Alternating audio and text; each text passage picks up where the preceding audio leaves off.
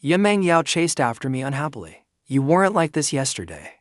Then she pressed me against the car door and aggressively kissed me again.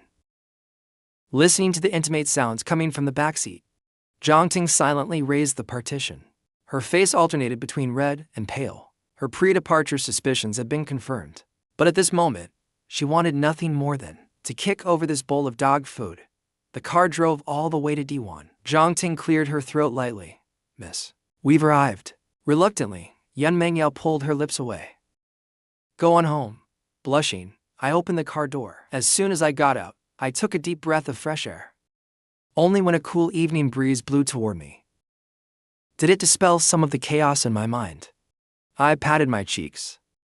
Only then did it occur to me that wasn't I the one who had pursued Yan Mengyao first? How had I ended up being completely overwhelmed by her? Still questioning my life, I walked all the way to the entrance of a detached villa and pressed the doorbell. Before long, the door opened from the inside. A housekeeper in a blue-gray apron smiled and greeted me. Mr. Liu, you're back. Dinner will be ready soon. I nodded and hummed an acknowledgement as I walked in. Where did you go last night? You didn't come home all night. The moment I entered the living room, I was met with a harsh interrogation. Su Linyan's mother, Qin Hui, sat in the center of the sofa with her arms crossed, looking as though she were putting me on trial. Li Yanfang awkwardly tugged at her apron. Mr. Liu, I forgot to mention it earlier. Mrs. Su came by. She's been waiting for you for quite a while. I crossed my arms and leaned against the wall at the corner. Looking at Qin Hui with ridicule, I said, What does where I went have to do with you? Looking at your attitude, someone might think this is your house. Qin Hui was stunned, as if she suspected she had heard me wrong. How dare you speak to me like that? Linyan was injured last night. Don't tell me you didn't know. I let out a mocking laugh. So I know she was injured, and Qin Hui was both angry and confused by my indifferent attitude. But since I had given her an opening, she couldn't be bothered with anything else. I heard from Ziz that Linyan was injured because of you. It's one thing that you didn't stay in the hospital to take care of her, but shouldn't you at least give her an explanation? I looked at Qin Hui as if she were a joke. Why don't I just give the company to her as well? Qin Hui's eyes lit up, though she still maintained her airs. Everything you own belongs to Linyan anyway. Even if you don't give it to her now, you'll have to give it to her eventually. I slammed the teacup onto the coffee table. The Qing dynasty has been gone for over 100 years, and you're still living with that outdated mindset. What? Qin Hui was stunned by the insult. When she finally realized what I'd said, she flew into a rage. How dare you insult me? You're getting out of line. Believe it or not, I'll make Linyan break up with you. I looked at her mockingly. You don't need to bother trying to break us up. Your precious daughter has already been kicked out by me. And now, please get out of my house immediately. As soon as I finished speaking, Qin Hui froze for a long moment. What do you mean? You and Linyan broke up? That's impossible. She knew how devoted I had been to her daughter. That was why. Even though I was the president of a major corporation, she had always dared to manipulate me. And now I was saying I'd broken up with her daughter. I leisurely admired the colorful expressions on her face. Don't believe me? Then call her and ask her yourself. When I say kicked out, I don't just mean we broke up.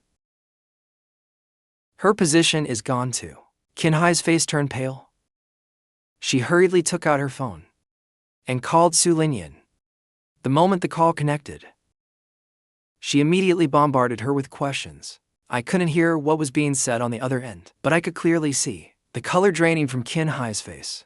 It faded little by little, until she was nearly as pale as a sheet. She didn't even mind my disrespect anymore. She sat down beside me and said ingratiatingly, Xiaoyan, Mom was wrong. I shouldn't have come to you without knowing the whole story. Did something happen between you and Linyan? Tell Mom, and I'll definitely teach her a lesson for you later. Just don't stay angry with her. Looking at Qin Hui's fawning expression, I stood up in disgust. You really know how to bend and stretch. Then I pointed at the door. I'll say it again. Get out. Kinhai's face was full of anxiety and pleading. The arrogance she had when she first arrived was gone, but I didn't want to say another word to her. Annie Lee, throw her out from me. Annie Lee, who had remained silent until now, heard my order and immediately looked troubled. Mr. Liu, whatever it is, talk it out properly. Mrs. Qin is right. It's normal for young couples to have disagreements. If you make things so tense now, how will you resolve it later? I gave her a cold smile. Annie Lee, have you forgotten who pays your salary? Annie Lee immediately fell silent. She turned to Qin Hui instead. Mrs. Qin, you should leave. At this point, Qin Hui couldn't keep lingering, for someone used to being domineering. Lowering her head once or twice was already her limit. After being humiliated by me repeatedly, she lost her temper. You'd better remember this. You're just an orphan from an orphanage. This time, you're the one giving up on Linyan. Don't regret it later. Once our family returns to the Su family, even if you kneel and beg Linyan to take you back, I won't let you through the door. After saying that, Qin Hui stormed out. But what she didn't know was that by the time their family of 3 returned to the Su family, my status would be equally beyond Su Linyan's reach. I leaned back against the sofa, feeling exhausted. The spacious living room felt unusually lonely. Before long, my phone started ringing. I glanced at the caller ID, and my tone softened slightly. What's wrong? Yan Mingyao's pleasant voice came through the receiver. Are you in a bad mood?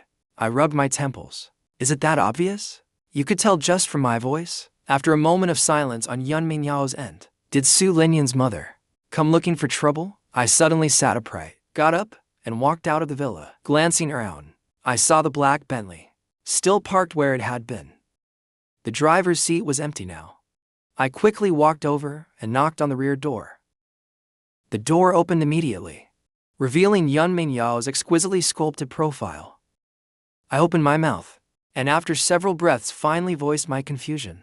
Why haven't you left yet? Yan Mingyao paused briefly. I wanted to wait and drive you to work tomorrow. Seeing that I said nothing, she lowered her head guiltily. I didn't want to disturb you, but when I saw the person who just came out, I guess what happened. I was worried you'd feel bad alone, waiting just to drive me to work. I didn't know whether Yan Mingyao was crazy, or if I was.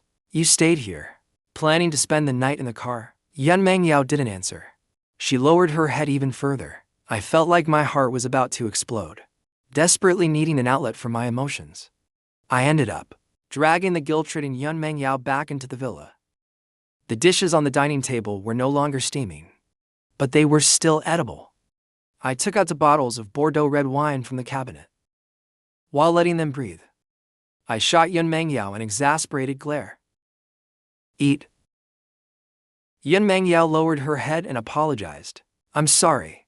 I was wrong. Please don't be angry. I glanced at the wine breathing in the ice bucket and smiled while biting my chopsticks. I'm actually going to reward you. A reward for what? What do you think?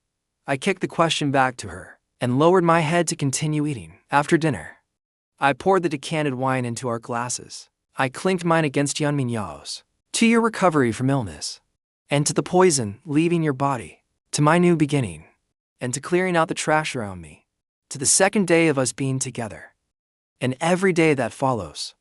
Without waiting for Yan Mingyao's response, I drained the glass in one gulp. Then I poured myself another glass and tapped it against hers again. Why aren't you drinking? It's not like the wine is fake. Isn't it worth celebrating with? With that, I emptied another glass, just as I reached for a third. Yan Mingyao pressed a hand over my glass. You're drunk. I raised an eyebrow. Are you kidding? I've only had 2 glasses. Yan Mingyao still wouldn't remove her hand. Stop drinking. I gave in and let go. I'll listen to my wife. I looked at Yan Mingyao with smiling eyes. Lu Yan, if you don't want to be unable to get out of bed tomorrow, then stop looking at me like that. Even knowing I was drunk, she was still thrilled by that casual wife I had called her. Did I have any idea how weak her self-control was around me? Yet I kept teasing her without restraint. My alcohol-hazed eyes seemed to be trying to understand what she meant. Then, whether I understood or not, I crooked a finger at Yan Mengyao. Come here. Lu Yang can never be allowed to drink again. That was Yan Mengyao's first thought. Before long, I was no longer clear-headed. In a daze, I held the woman and returned to the bedroom. I raised my hand and gently stroked Yan Mengyao's cheek. Why are you so good to me? Before she could answer, I continued, in this lifetime, let me be the one to spoil you. What? Yan Mengyao didn't quite catch that last sentence, but I refused to repeat it. Yan Mengyao smiled and kissed me on the forehead. Why aren't you happy that I'm treating you well? I mumbled, then somehow started overthinking again. No matter how capable I am, if I come from a poor background, will some people always look down on me? Yan Mengyao's expression softened, though she didn't know exactly what I was thinking. I grabbed her collar and asked, will your parents dislike my background too, and stop us from being together? Hearing that, Yan Mengyao finally understood.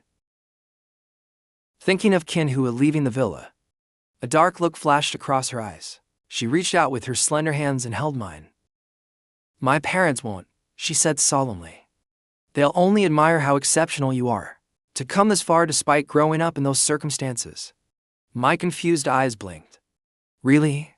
Yan Mengyao nodded seriously. Really. My parents are very open-minded, and they respect my decisions. If you don't believe me, I'll take you home to meet them tomorrow.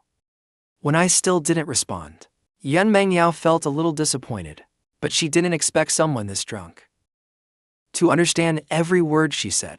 She took out her phone and made a call. Then she raised the temperature of the air conditioner a little and patiently helped me take off my shoes. By the time Yan Mengyao was finished, Zhang Ting had just arrived at Diwan carrying a pot of hangover soup. After sending Zhang Ting away, Yan Mengyao held the soup in one hand and helped me sit up with the other. Be good. Drink this before you sleep. I leaned closer and sniffed it. Immediately, I turned my head away in refusal. Yan Mengyao couldn't help but laugh. The scene felt strangely familiar. I drank the herbal medicine, and you're still complaining about the smell. I still refused. Yan Mengyao coaxed softly. Be good. Drink it. Or do you want me to feed you another way? I reached out to take it, then caught her off guard. I poured both the soup and its contents into the trash can beside the bed. Before Yan Mengyao could react, I lifted my head and kissed her lips. The next day, I was groggily awakened by a ringing phone. As soon as I answered, I heard Shen Bingbing's anxious voice. President Lu, check the trending searches. Suzy posted on Weibo, smearing you and the company. The company's stock price has already started to fall. Hearing Shen Bingbing's words, I merely responded with an indifferent "Oh. It's not a big deal. You've been with me for so long. How can you still be so flustered? I was actually worried Suzy wouldn't cause trouble. Now he's practically handing himself over. It's exactly what I wanted. Once again, Shen Bingbing was impressed by my confidence. Sorry, President Lu. I overreacted. But what Suzy posted is infuriating. He even bought trending topics and hired trolls, combined with his fans. Weibo is flooded with people cursing you right now. I just can't stand it. I said calmly, it's fine.